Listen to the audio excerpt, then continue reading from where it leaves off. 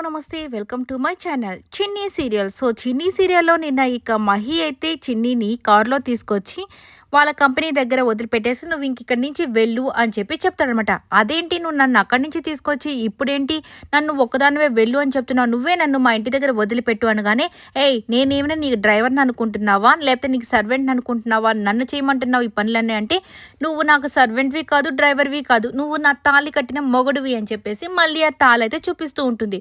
ఇక దాంతో మహికైతే కోపం వచ్చేసి, ప్రతిసారి ఆ తాళిని చూపించి నన్ను బ్లాక్మెయిల్ చేసావంటే మాత్రం మంచిదిగా ఉండదు, నేను మొగుడిని కాదు మా ఏమీ కాదు, నీకు ఫ్రెండ్ని కాదు ఏమీ కాదు, సో అని చెప్పేసి పో అని చెప్పేసి చెప్తాడనమాట. బాబు నువ్వు ఏమన్నా అనుకున్నా కానీ ఈ తాళి నా మెడలో ఉన్నంత వరకు నువ్వే నా మొగుడివి, సో నువ్వే ఈ పనులన్నీ చెయ్యాలి అని చెప్పేసి అనుకుంటూ ఉంటాడు. కానీ మహి అయితే నేను వదిలిపెట్టాను పో అని చెప్పేసి వెళ్ళిపోతాడనమాట లోపలికి.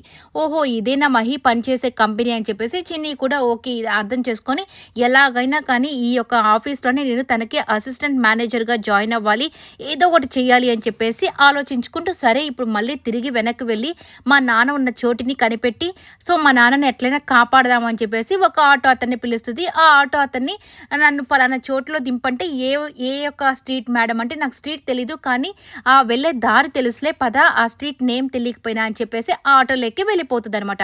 ఇక నెక్స్ట్ నాగవల్లి వచ్చేసి చాలా సంతోషపడుతూ, అబ్బా నా కొడుకు చక్కగా కొత్త ఉద్యోగానికి వెళ్ళాడు కదా, నిజంగా అక్కడ చాలా బాగుని ఉంటాడు, ఇక దాన్ని చిన్ని యొక్క ప్రస్తావనే రాదు, సో నా కొడుకు చాలా సంతోషంగా ఉంటాడని ఫోన్ చేస్తుంది.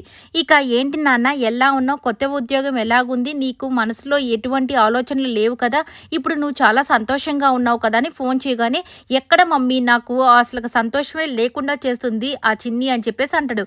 చిన్ని ఎక్కడ కలిసిందంటే, నన్ను కలవలేదు డాడీ బండిలో తను వెళ్తూ ఉంటే నేను చూసి ఇలా జరిగిందని చెప్పి చెప్తారనమాట.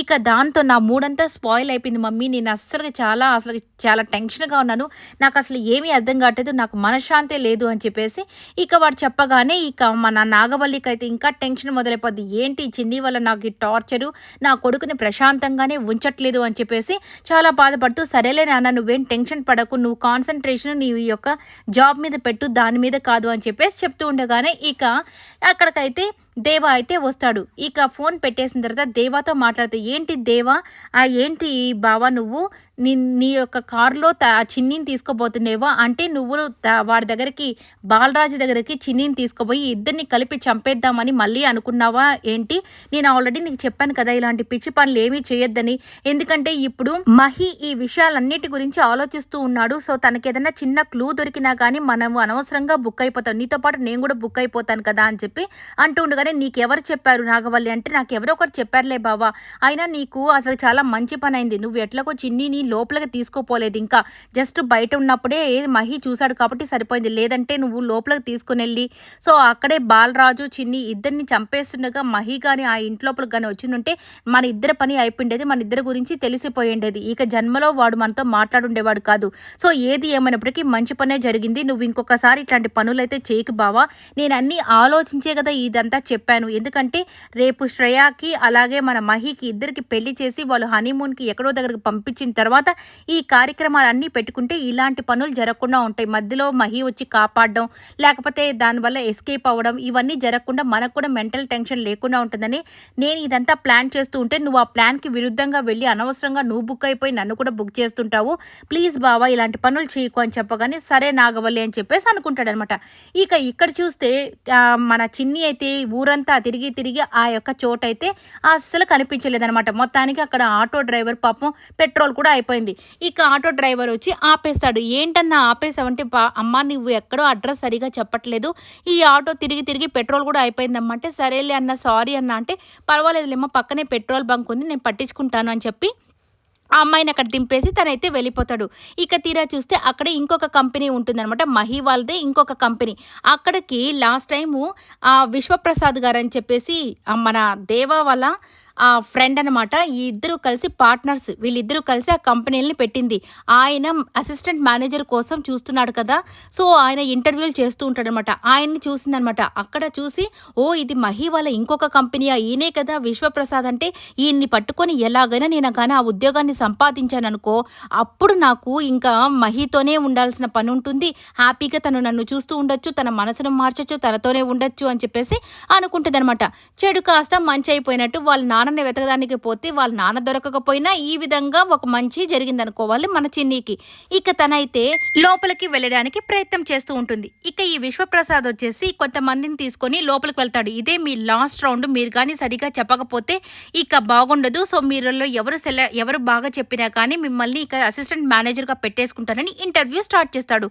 ఇక్కడ ఒక్కొక్కరు చెప్తారనమాట. బ్రైడల్ లుక్ కోసం శారీస్ ఎలా డిజైన్ చేయాలి, ఒక డ్రెస్ని ఎలా డిజైన్ చేయాలనేది ఈయన కాన్సెప్ట్. ఇక ఒక్కొక్కరు హెవీ మెటీరియల్ అని, హెవీ వర్క్ అని, సో సింపుల్ డ్రెస్ అని ఇలాగా చెప్తూ ఉండగానే ఇక ఈయన వచ్చేసి చెప్తాడు, మీలలో ఎవరూ సరిగ్గా చెప్పట్లేదు, కానీ మీ ముగ్గురులో ఒక్కొక్క ఐడియా నాకు బాగా నచ్చింది.